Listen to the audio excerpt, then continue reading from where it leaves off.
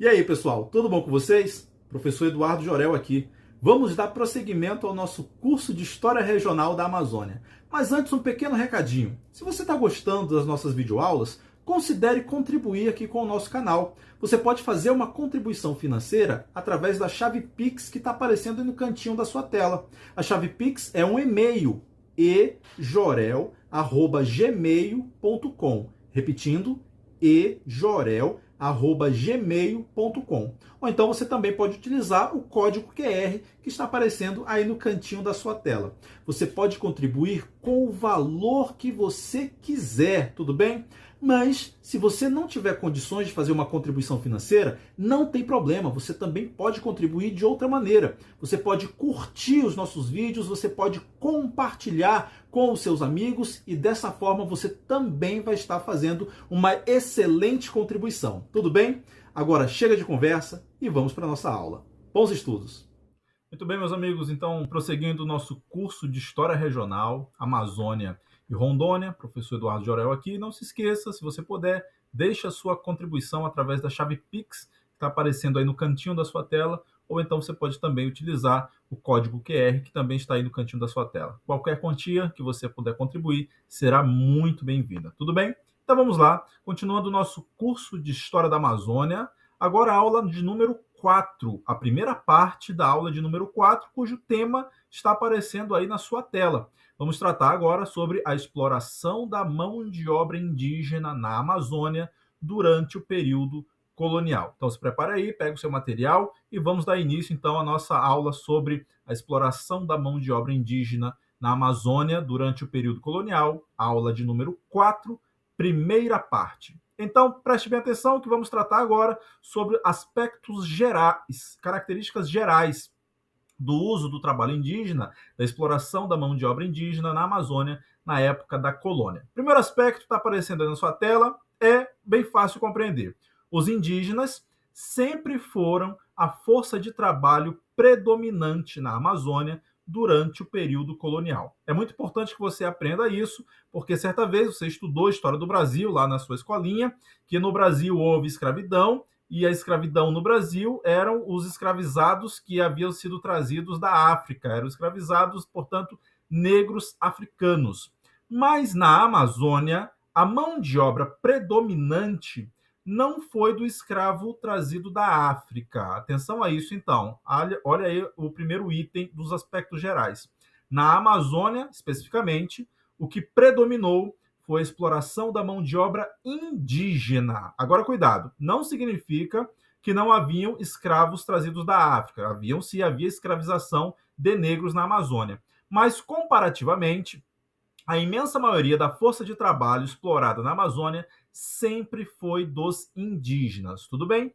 E os indígenas, aí o segundo item que está aparecendo na sua tela, os indígenas eram utilizados em inúmeros trabalhos na Amazônia, desde a coleta das drogas do sertão, que era a principal atividade econômica da Amazônia na época da colônia, lembre-se, a extração das drogas do sertão, os produtos da floresta, especialmente o cacau, mas até a defesa militar de vilas fortes também era utilizado o trabalho indígena, construção de obras públicas, a exploração do trabalho por particulares em fazendas. Então havia uma ampla gama de serviços que era utilizado a mão de obra dos indígenas. Agora veja o seguinte, por que então se utilizava majoritariamente o indígena e não o negro escravizado? Está aparecendo aí na sua tela. Os escravizados negros existiam em menor proporção, é verdade, eles existiam na Amazônia. Mas o que fazia com que se utilizasse em menor quantidade o escravizado negro era o preço desse escravizado. É muito importante que você aprenda isso. No Brasil, colônia, e depois, quando o Brasil ficou independente também, o preço de um escravo era muito alto, ter escravos era muito caro. Então, o preço dos escravizados era muito superior, especialmente na Amazônia, aos escravizados indígenas. Por esse motivo, utilizava-se predominantemente o trabalho dos indígenas e não dos escravizados negros. Por causa do valor atribuído ao escravizado. Comprar escravizado negro era muito caro. E a Amazônia, àquela época, carecia de capitais e, portanto, aqueles que utilizavam o trabalho escravo, os senhores, preferiam os escravizados indígenas à mão de obra escravizada negra.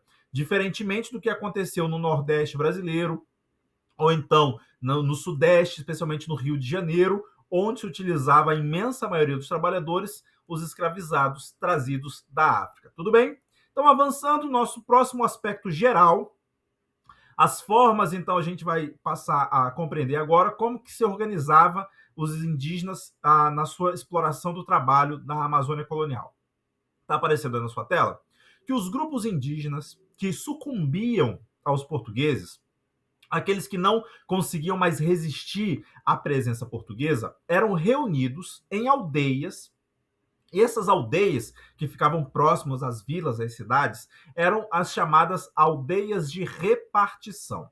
Então, sublinhe aí essa parte, essa expressão que está aparecendo na sua tela. As aldeias de repartição eram os locais onde os indígenas que sucumbiam, que não resistiam à presença dos portugueses, eram alocados, eles eram alojados nas aldeias de repartição. Essas aldeias de repartição eram controladas pelos portugueses. E era a partir das aldeias de repartição que havia o fornecimento de mão de obra para os colonos portugueses. Então, lembre-se dessa parte que ela é importante. As aldeias de repartição que ficavam próximas às vilas e às cidades na Amazônia eram os locais que forneciam a mão de obra indígena para os portugueses. Agora, cuidado, muito perigo. Os indígenas que viviam nas aldeias de repartição eram considerados trabalhadores livres. Cuidado com isso, cuidado, muito cuidado. Pegue a sua canetinha marca-texto e sublinhe essa parte. Indígena que vivia em aldeia de repartição não era considerado escravizado. O indígena que vivia em aldeia de repartição era um trabalhador livre, mas ele não tinha a escolha de não trabalhar. Ele não era um escravizado. Então, o indígena da aldeia de repartição não era uma mercadoria, diferentemente do escravizado. O escravizado é mercadoria. Todo escravizado pode ser comprado, pode ser vendido. Os indígenas das aldeias de repartição não eram mercadorias, então eles não eram comprados e nem vendidos. Eles eram trabalhadores livres, mas eles deveriam trabalhar, eles eram obrigados a trabalhar, mas não eram considerados escravizados. Você pode considerar isso como uma semi-escravidão. Era uma espécie de trabalho compulsório, mas não era o trabalho do escravizado, tá bom? Então, indígena das aldeias de repartição. Para os efeitos legais, era um trabalhador livre, mas ele era explorado pelos portugueses na Amazônia na época da colônia. Tudo bem? E então agora a gente chega às formas de submissão dos indígenas. Como que esses indígenas eram submetidos ao trabalho por parte dos portugueses? Está aparecendo na sua tela que haviam 3 formas de submissão dos indígenas. Aprenda isso, isso é importante. Sublinhe com a sua caneta marca-texto esse item. Haviam 3 formas de submissão do trabalho indígena que era realizado pelos portugueses na Amazônia durante o período colonial. As 3 formas são as seguintes, está aparecendo aí na sua tela. Haviam as guerras justas, uma forma de submissão, uma forma de recrutamento do trabalho indígena, as chamadas guerras justas. Além das guerras justas, uma outra forma de recrutamento do trabalho indígena era através dos resgates, era uma outra forma de submissão dos indígenas. E a terceira forma eram os descimentos. Portanto, 3 formas: guerras justas, resgates e descimentos, ok? Essas 3 formas aconteciam concomitantemente. Não era primeiro uma, depois a outra, depois a outra. Não era assim. Elas aconteciam na Amazônia em concomitância, simultaneamente. Então, na mesma forma que haviam guerras justas, também haviam resgates, haviam descimentos, e essas 3 formas eram utilizadas pelos portugueses para recrutar os indígenas para o trabalho nas diversas atividades que eram realizadas na Amazônia, especialmente na coleta de drogas do sertão, mas também nas obras nas vilas, nas cidades, para a segurança militar da Amazônia, uma inúmera gama de trabalhos utilizados pelos indígenas que eram explorados pelos portugueses. A partir de agora, a gente vai ver, então, com alguns detalhes, cada uma dessas formas: guerras justas, resgates e descimentos. Vamos lá? Começando pelas guerras justas. Está aparecendo na sua tela uma definição. O que eram as guerras justas? Então, se liga nesse mistério. As guerras justas eram guerras feitas pelos portugueses contra grupos indígenas, contra sociedades indígenas, que os portugueses consideravam hostis. Então, se um grupo indígena não aceitasse a presença portuguesa e fazia guerras, atacava os portugueses consideravam essa sociedade indígena hostil e, portanto, eles eram alvos de guerra justa. Era uma guerra considerada justa pelos portugueses. Por isso a expressão, as guerras justas. Tudo bem? Guerras feitas pelos portugueses contra os grupos indígenas considerados hostis, que eram contrários à presença dos portugueses na Amazônia. Nessa modalidade, nas guerras justas, pela legislação da época, os indígenas eram considerados escravizados.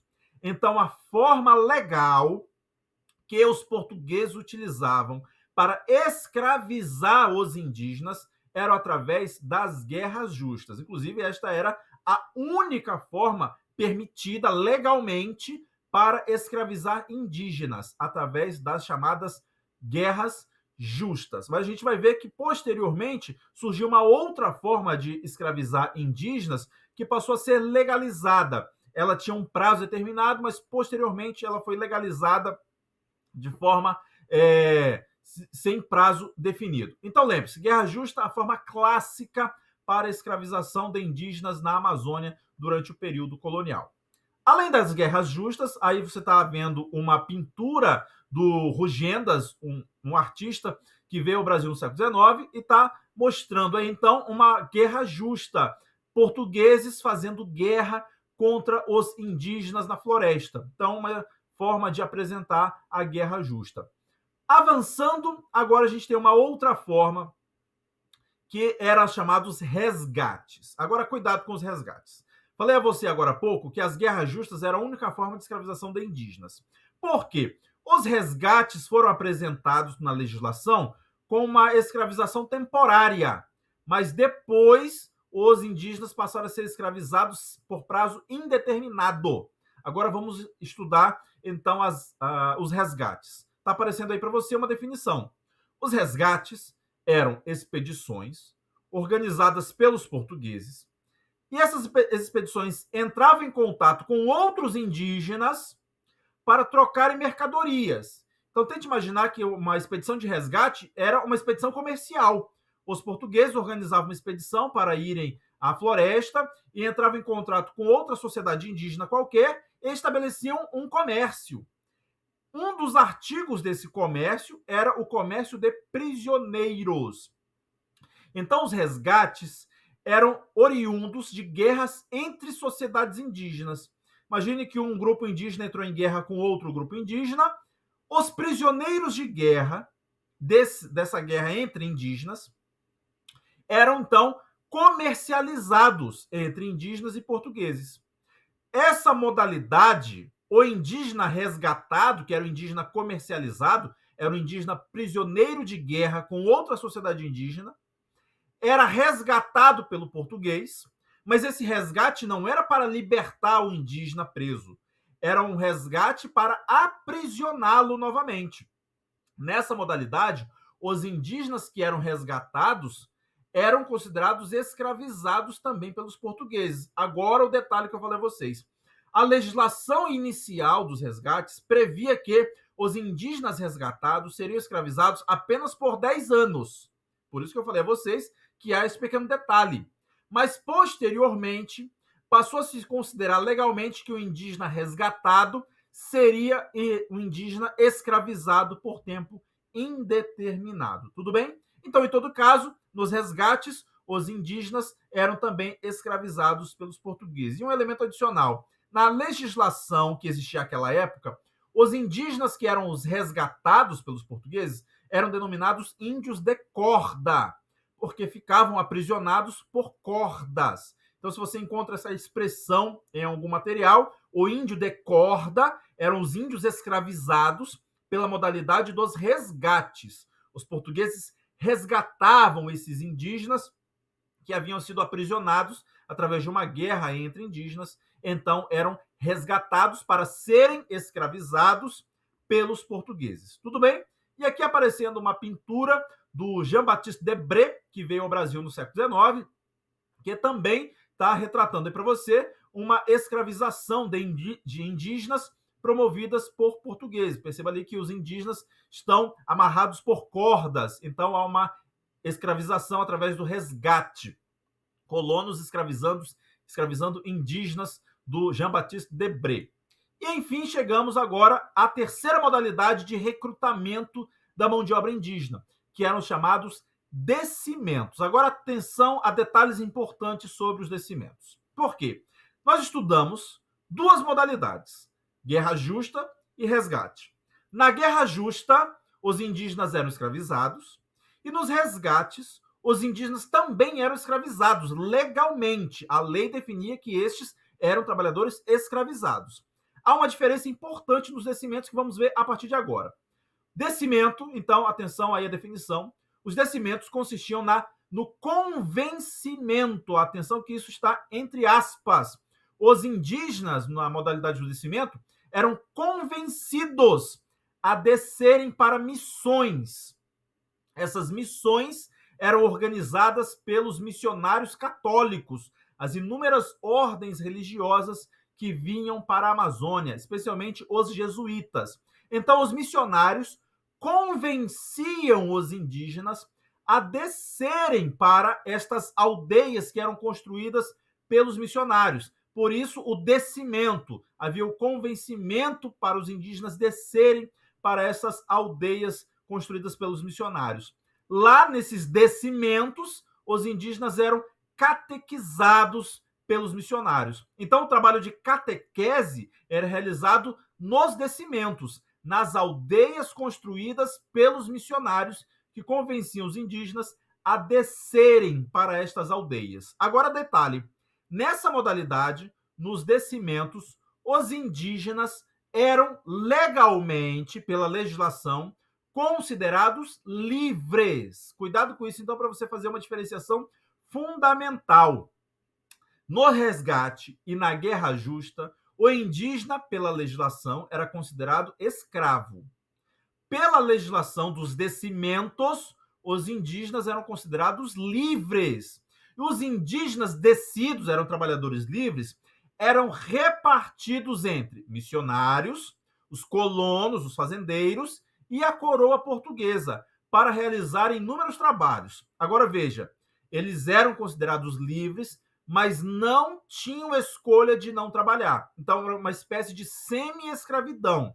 Para os efeitos da lei, eram livres, mas eram obrigados a trabalhar para os missionários, ou para os colonos, ou para a coroa portuguesa. Em todo caso, quem realizava descimento eram, em sua imensa maioria, os missionários. E aí está aparecendo para você uma pintura do Johann Moritz Rugendas, que também veio ao Brasil no século XIX, um artista que veio ao Brasil retratar elementos do cotidiano, e ele pintou, então, esta representação do que seria uma aldeia missionária, um descimento. Perceba que está aparecendo em primeiro plano um padre, um missionário, que está cercado por indígenas. E esse padre, então, lidera este aldeamento, esta missão, e os indígenas estão realizando inúmeros trabalhos ali na aldeia missionária. E lá nessa aldeia que era realizado, então, o trabalho de catequese. Então, relembrando, damas e cavalheiros, senhoras e senhores, 3 formas que os portugueses utilizavam para recrutar o trabalho dos indígenas: resgates, guerras justas e descimentos. Nas guerras justas, os indígenas eram legalmente escravizados. Nos resgates, também, os indígenas eram legalmente escravizados. Mas nos descimentos, os indígenas eram considerados trabalhadores livres e eram repartidos entre missionários, colonos e a própria coroa portuguesa para realizar os trabalhos. E eles eram obrigados a trabalhar. No resgate, na guerra justa, eram escravizados. No descimento, eram trabalhadores livres, mas obrigados a trabalhar para os portugueses. Tudo bem? Então, meus irmãos e minhas irmãs, finalizamos, então, esta aula, a primeira parte da aula de número 4. Muito obrigado pela sua atenção. Não esqueça, se puder, deixe a sua contribuição através da chave Pix, que está aparecendo aí na sua tela, e também através do código QR, o valor que você quiser contribuir estará de ótimo tamanho. Muito obrigado pela sua atenção e até a próxima. Tchau, pessoal!